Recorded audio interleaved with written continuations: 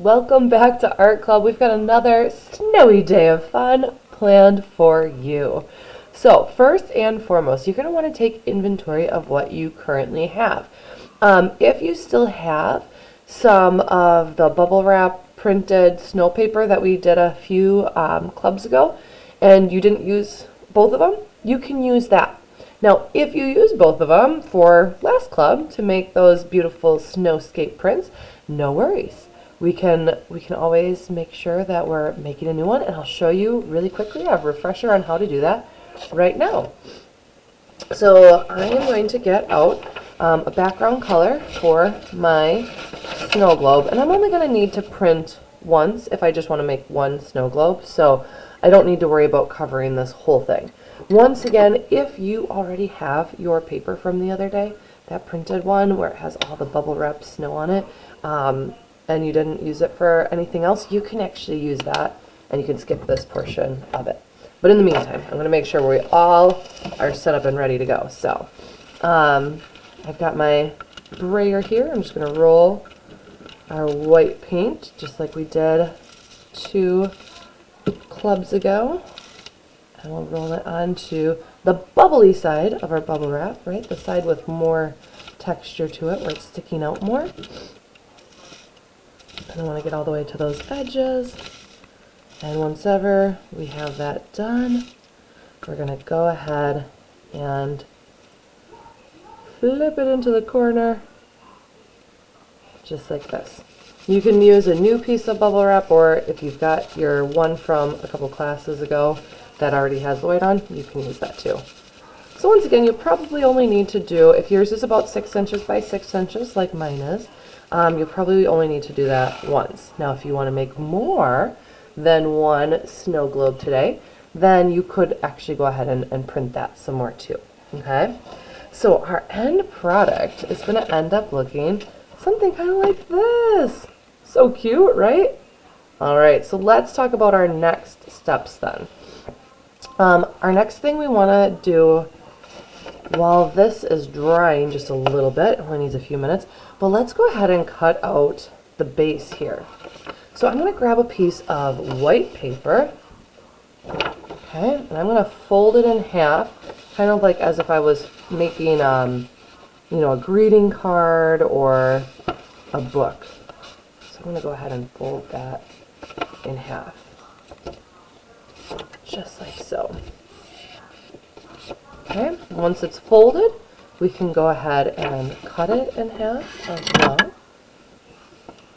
And if at any point this is going too fast, feel free to pause and come back to it.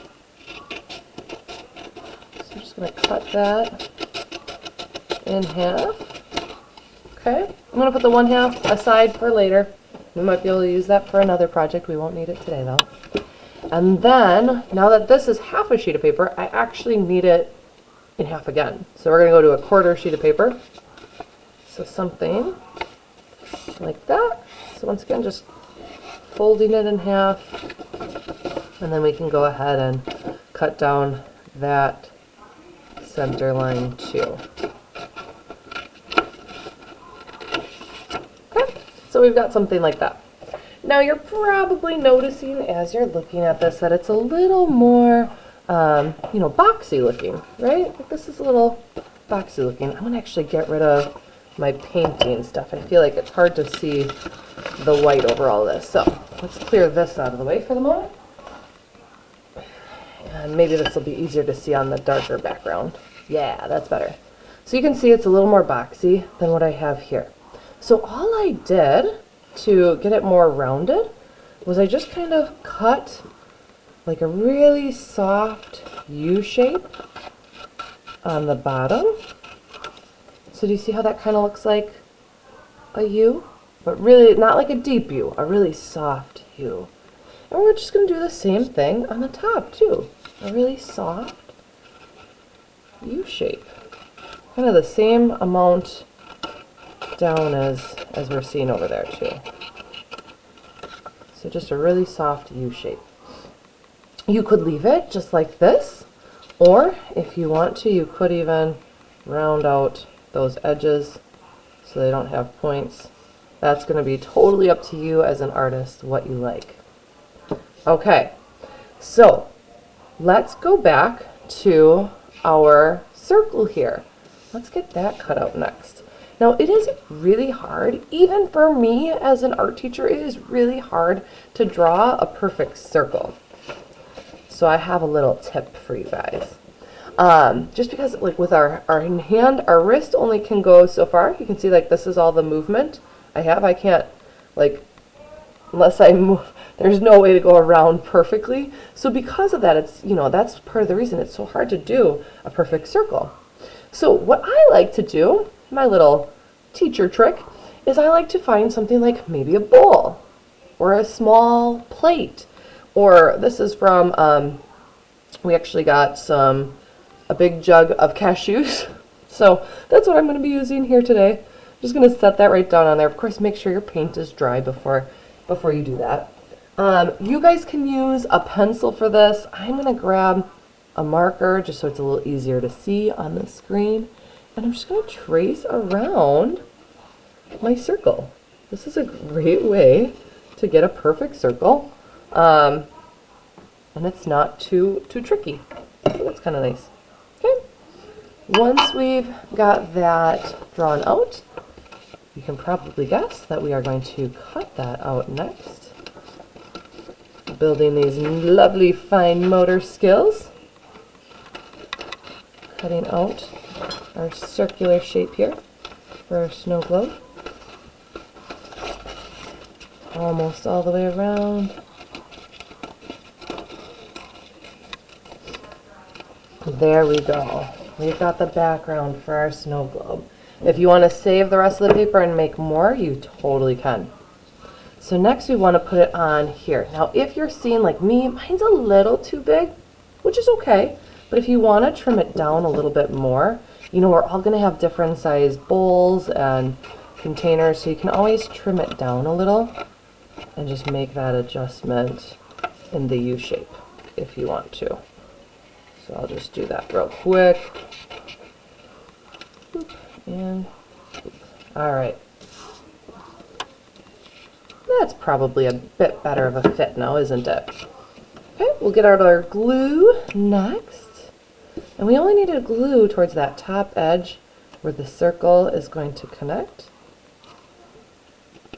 Hopefully, can you guys see that purple? I chose my purple glue because I thought it would be easier to see. On there. And just go ahead and put it right on top of your snow globe. I might cut mine down a little shorter. It seems a little tall for a base. So feel free to make adjustments as needed for yours too.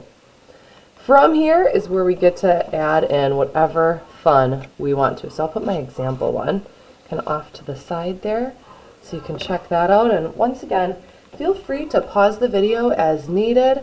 I'm going to grab my painter's palette next. And you could use your painter's palette as well, or maybe you want to use like a paper plate or whatever you've got. I'm just going to add a little bit of white in here. And grab my paintbrush, and I'm going to paint in some cute little snowmen. I have found that, for me, I've been able to add up to 3, was kind of the most I've been able to add in. I suppose if you made them quite a bit smaller, you could make more in there. But you could do just 1, which would look kind of like that. Or you could add in a few more if you wanted to as well. Go ahead and paint in however many snowmen you would like. Now, of course, we're going to have to wait for this to dry before we can begin decorating. We don't want to be trying to color over wet paint. However, while we're waiting for that to dry, we can always start to decorate the base of our snow globe, right? So grab out, you know, colors, markers, oil pastels, whatever you want to use. It could be something from Inner Art Kit, it could be something else. But go ahead and decorate the base of your snow globe. I always like to, for stuff like this, I always like to write the year. especially when my kids make it, because then when we look back on it on future years, I can be like, oh, remember, you were only this old when you made that. So I kind of like to put the year. You can decide for you as an artist. And then, of course, we'll want to decorate all of our snowmen as well. You can see this one's done. I got to continue on that one a little bit, and I got to get started on this one too. So I'm going to do that. You do yours. Don't forget to add it to the Hall of Fame. I cannot wait to see.